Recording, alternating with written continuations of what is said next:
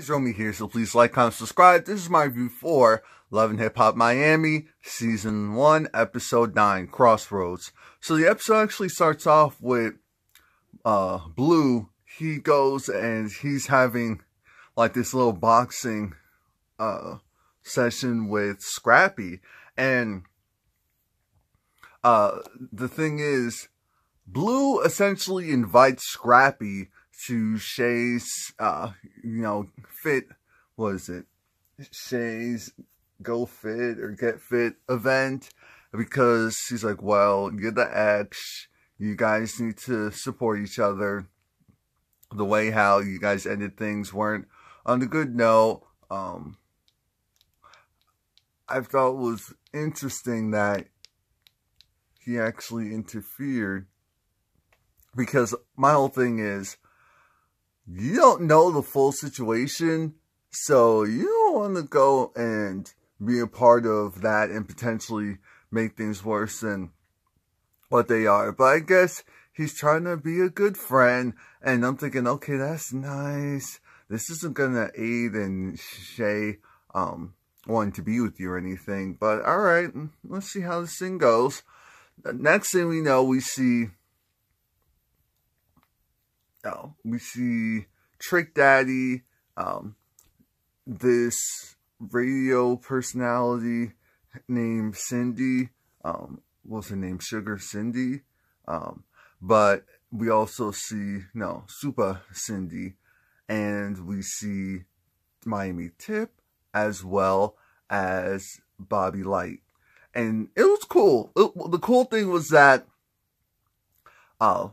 I didn't realize that Trick Daddy, I thought Trick Daddy was also on Trina's side as far as, okay, Bobby, he's too extra and I just can't. But he actually likes Bobby. He likes the fact that Bobby is open and honest with his sexuality and not one of those people that's just trying to hide and conform. Because Bobby just said, look, look, if I'm a rapper, which is what I'm trying to do, if I'm a rapper and I'm supposed to be talking about my own personal life, then it's not going to work me going and acting like, people are going to figure out, okay, he looks one way and he's acting one way.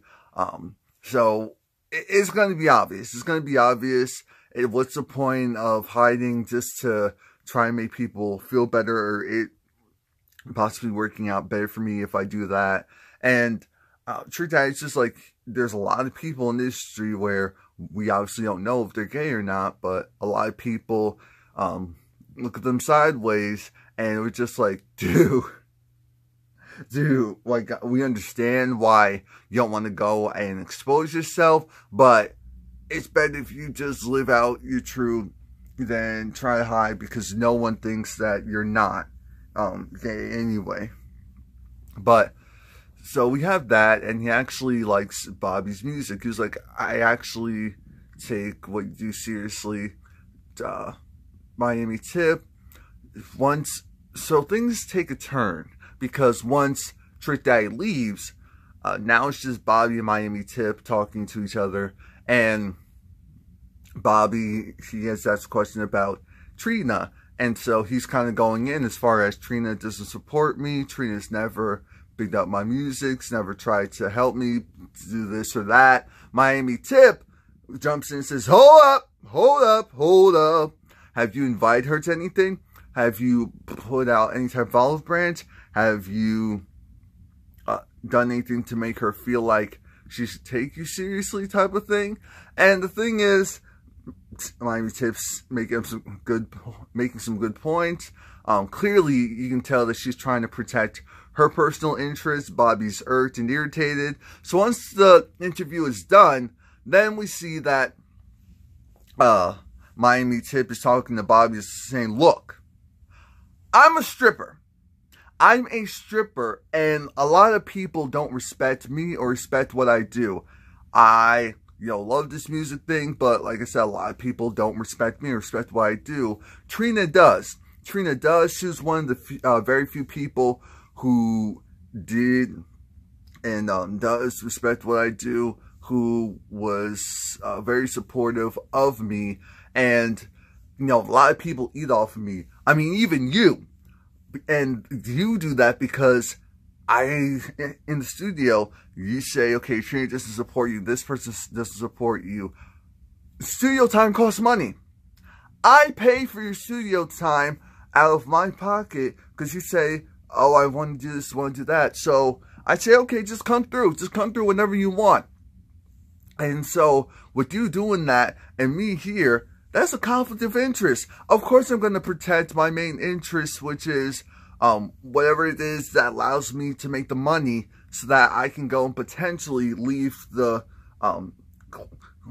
club scene, because I have a son. And I don't want to do this forever. I don't want to do this forever. I want to elevate.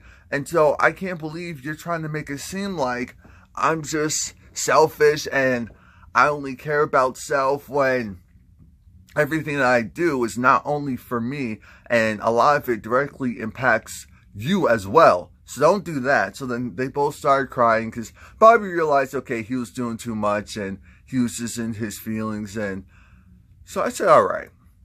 I actually liked that scene because it kind of brought back the reality part to this. It's like, everything that glitters isn't gold. Just like how Amara was crying, I believe it was the last episode, because she is trying to do all the things to make her look like a star by buying the clothes, buying the bags.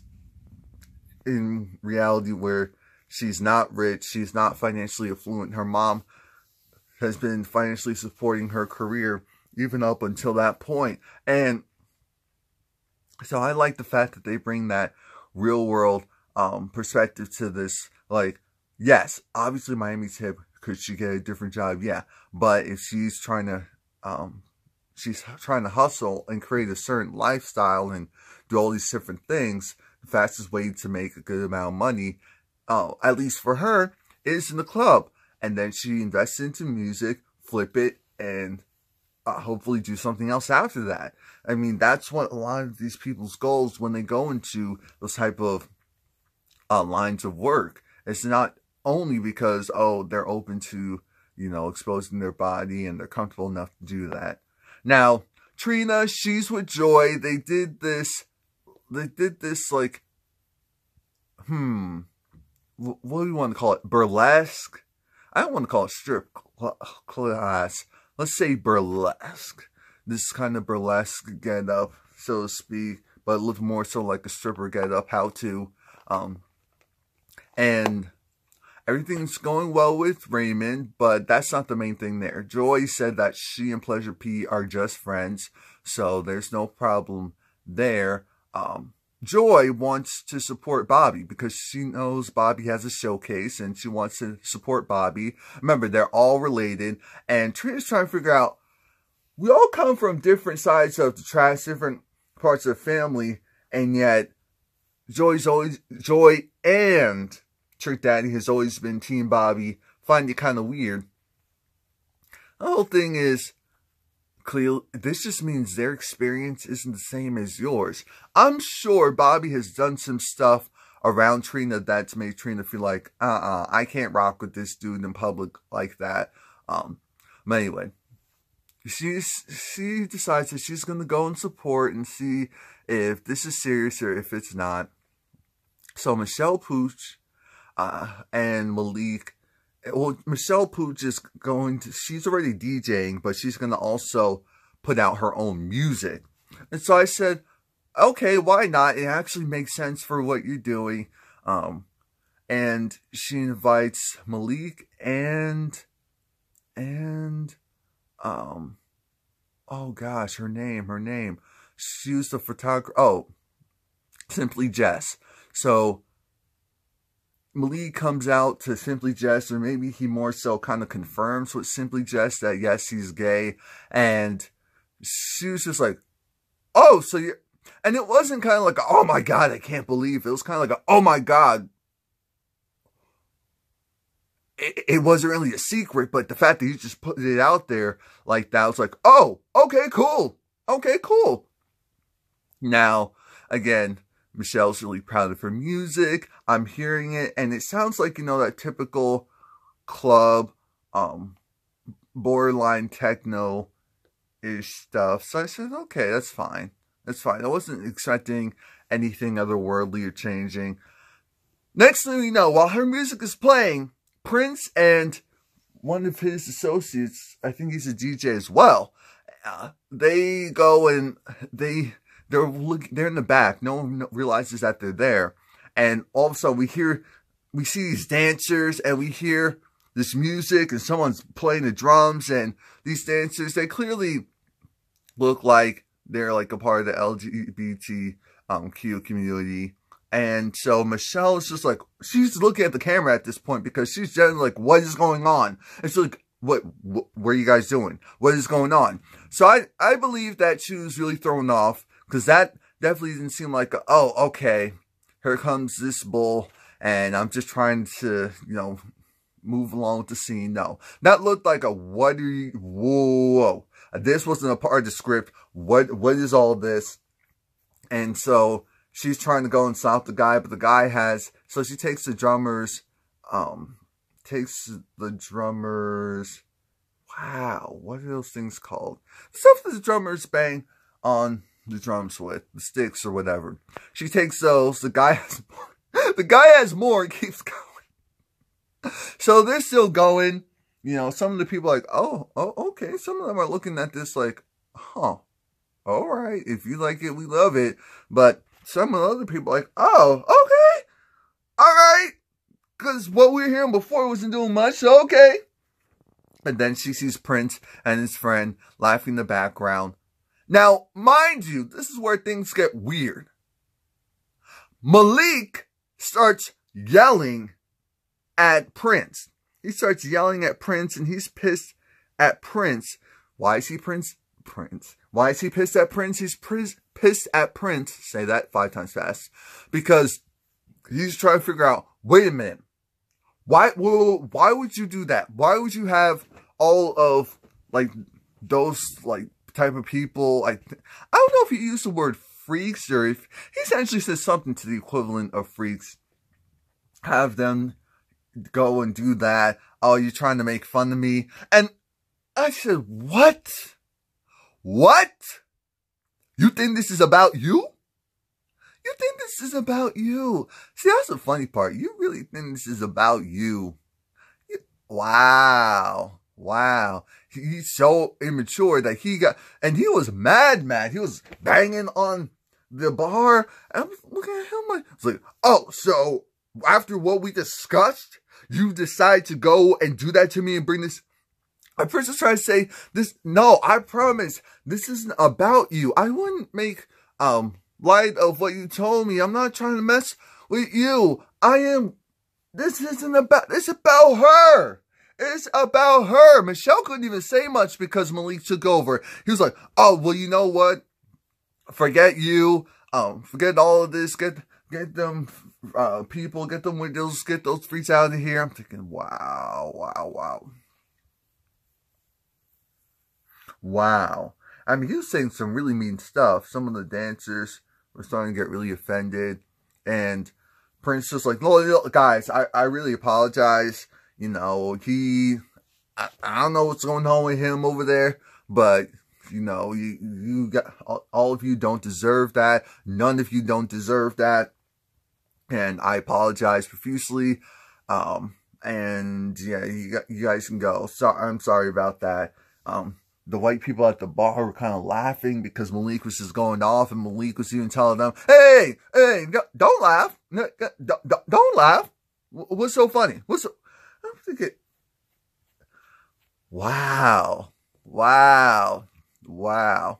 And then I had to think about it, and I said, okay, I guess from his perspective, with him just being so afraid of being out and how that will affect his livelihood, that maybe I don't know if maybe someone did that to him before or not, and so he's just on guard. I'm not sure what that whole case was, but it was still a whole thing of, I can't go and pretend like, oh, I'm on your side. No, come on now. Come on now. The person that was supposed to be even mad couldn't even be mad because you were doing all the hollering for her. So Jeffrey, he's doing the swimsuit line. And guess who? 10 degrees of separation. Everyone knows each other. So he also knows Gabby. You know, Jamaican Barbie. He knows Gabby. And I was like, oh, Gabby looked good. I don't know why, but Gabby looked really good. And I said, Gabby hasn't looked that good since she's gotten on this screen.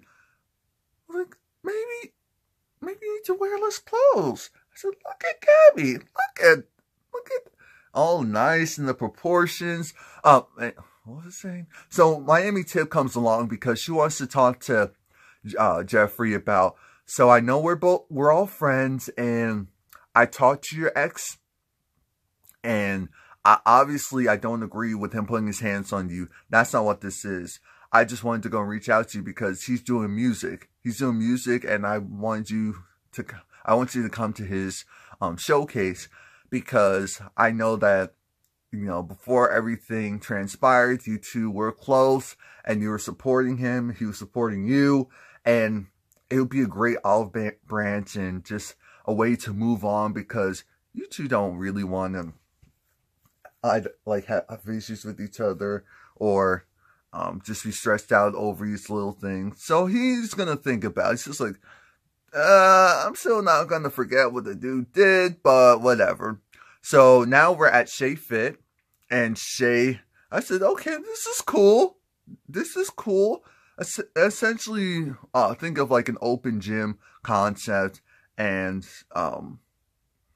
it looks like it's probably going to be a less extreme version of CrossFit, which is cool. So she invited Michelle, and as we know, Blue was there to coordinate everything. And I said, okay, this is cool. This actually feels like a real thing. People are sweating. Okay, cool. Things were going okay until Scrappy came along. And so Michelle, she exits stage left because she really isn't about the drama. I said, okay, fair enough. So Scrappy's a little confused because even before Scrappy got to Shea was saying, look at him. Look at fat boy over there. I'm thinking, if Scrappy is fat, then a lot of people are in trouble. I was like, oh, okay, so you two still aren't on the best of terms. Shea was still upset with the fact that Scrappy's working with Chinese Nikki, or Chinese Kitty, the younger one, because she saw it online, and she just feels like the loyalty isn't there. She feels like she's done all of this stuff to support him, and yet she can't even do one thing for her. And Scrappy's just looking at her like, what are you even talking about? Well, this doesn't make any sense. Like, so you want me to lose a financial opportunity because you don't like the person that I'm working with? This doesn't make any sense. So Shea, again, her whole thing is loyalty. She starts yelling because she's like, you're a bum, you're this, you're that. And Scrappy's looking at her like, I came here to support you. That was one of the main problems, right? So I'm here. Blue comes along. It's like, wait a minute, that's not why I invited you two here. That's not why I invited you two here. Wait a minute, just kiss and make up. What are you guys doing? So Scrappy was just like, bleep this and screw you, and I'm going, and he storms out. So then Blue's like, wait, dang it. You two need to just go, and you know, you can't squash it today? Fine. But you two were really friends. You had something. Don't leave it off like this. And I also said, are we actually getting a real counselor on this show? What's going on here? It's like, Blue, what are you doing all this for? It's nice, but what are you doing all this for? And so I was like, all right, Blue, come here. So she gives him a hug. Said, never gonna happen. So petty. But he was just like, come on now. This is a grown event. You can't, if he's going to be around, you can't go and just have this type of animosity, have this type of feeling towards him. I said, yes, she can. The one thing that I really appreciate what Blue's doing, because Shay went outside to go and talk to Scrappy, and she actually apologized. She apologized. She was like, look, I'm sorry for how I treated you back there at that moment. You didn't deserve all of that. And so, of course, Scrappy wasn't about to apologize because he wasn't in the mood to. For a lot of this stuff, there's something for him to apologize. For the stuff in the past, yeah, that's a different story. But Blue came out and was like, wait a minute, all she wants to hear is I'm sorry, and we're going to move forward. And I said, okay, he's just that lovable friend that wants to see everyone happy. Cool, fair enough. My only thing is, just don't force it, because when you force it, that's when things get worse. So if it's really not working, that's when you back off. But I guess we can appreciate the fact that someone's trying to clear up the dysfunction. Now, Trina and Joy, they show up to Bobby's event, and Bobby was really excited because this is the first time. So he gets up there, and he does what he does. I'm thinking, the thing I didn't like was that the camera didn't pan on him enough. So the full performance, we didn't really get to see that. But I mean, everyone there seemed to enjoy it. Trina was waiting to have something bad to say. So whatever she saw made her feel like she could take him more seriously musically. And so everything was going well until Miss Cindy decided to go and let me know that on my podcast, Bobby was on there, and he was, of course, on there with Miami Tip, and he said something to the effect of, you know, Trina, he's had some issues with his cousin in the past. And no, Miami said, look, if you're going to tell the story, just tell the full story. He said that Trina doesn't support him. I'm thinking, oh, God, we're doing this here. But we have to. So Trina gets pissed because she's trying to figure, even though that's the truth, because they've both said that. I mean, Trina said, yeah, she hasn't really supported him in the past because of his antics. So I'm thinking, why are you getting so upset when it's kind of the real consensus? She wasn't saying anything that wasn't true, with the exception of there can only be one star in the family, and that's why Trina does. Now, I understand why she felt a certain way about that, especially putting it out there in the public like that when people didn't fully know the extent of their relationship or their issues. But she also exposed it herself, so that's why I was kind of trying to figure out what. But what was it with you going and saying what you said in that podcast about me not supporting you? It's like, well, it's true. It's true. This is the first time. She was like, well, before you can give me a reason to support you, before you would go and do all these antics, so of course, how could I support you when you're messing the problems? And so then they have this yelling match, and then I'm thinking, are you kidding me? And Trina bounces. So then Bobby goes back, and he's trying to figure out, wait, hey, friends, why'd you go and tell her that here? I'm thinking, yeah, the timing was terrible. But that conversation stops because Jeffrey came along. And Jeffrey was there just to support him. And they kind of go over the fact that their relationship is done and it's over with. But Jeffrey didn't feel like he got enough support in the relationship. Bobby was trying to figure out why Jeffrey dipped the way he did. It's like, I was trying to go and make my music career so I could support all of us. And he said, yeah, but I just feel like their relationship probably ran its course. And by the time the cameras came, Jeffrey found an out. He found an out, and that out was getting up and under and with someone else. That's just how that happens. Okay. So then he gets home, and Malik is still pissed. Malik is still fuming. I'm thinking, who are you yelling at like that? I was like, you were there with your ex. I'm thinking, so how you get them is how you lose them. I'm assuming that's probably what was in Malik's mind. It's like, this guy's trying to make me look like a fool. This guy's trying to go and do all this stuff. No. You were there with your ex. Go back there with your ex.